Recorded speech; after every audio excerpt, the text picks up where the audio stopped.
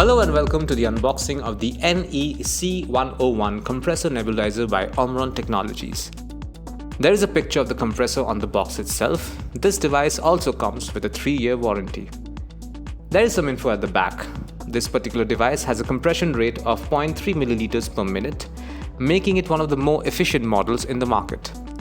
This box also comes with a nose piece, a mouthpiece, a child mask, and an adult mask. We will take a look at them soon. Now let's get to the unboxing. There are a lot of packets here. Let's quickly go through them. This packet has the mouthpiece, the nose piece, and 2 spare air filters.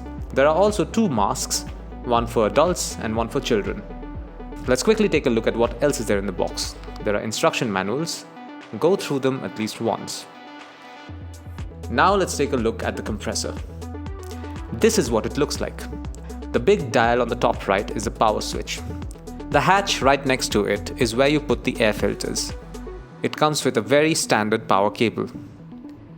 There are also 4 rubber stops underneath to prevent the device from slipping. Finally, there are 2 other accessories, namely the nebulizer kit and the air tube to connect the compressor to the mask. And that is all you will find inside this box. Thank you for watching.